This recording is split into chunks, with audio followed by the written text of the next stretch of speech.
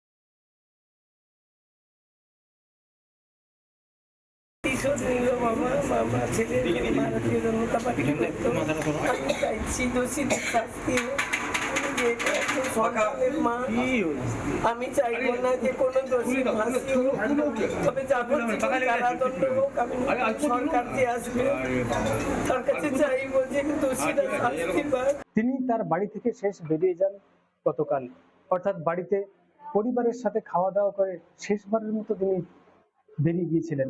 তখন তিনি বুঝতেন না যে সেটাই তার বাড়িতে শেষ আসা।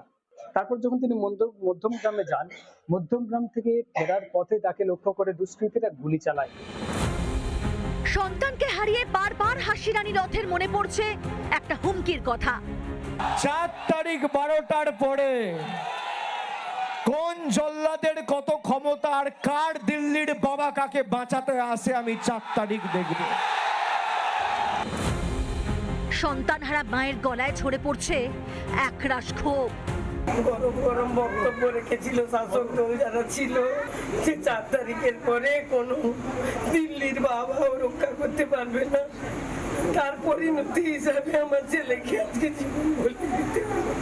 ভবানীপুর, চণ্ডীপুর, নন্দীগ্রাম সহ অনেকগুলো বিধানসভার দায়িত্বে ছিল আমার ছেলে।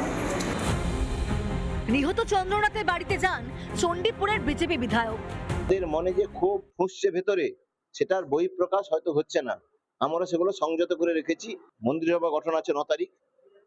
এই জন্য আমরা চাইছি না আমাদের উল্টে কোনো কালো দাগ লাগুক এবং আমাদের কোনো পার্টির বা আমাদের এই মন্ত্রিত্ব যে বিজেপি সরকার হবে তাতে কোনো প্রভাব পড়ুক। চন্দ্রনাথকে খুনের ধরনই পরিষ্কার, সুপরিকল্পিতভাবে খুন।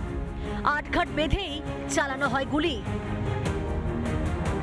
তাহলে গোটা ঘটনার মাস্টারমাইন্ড কে?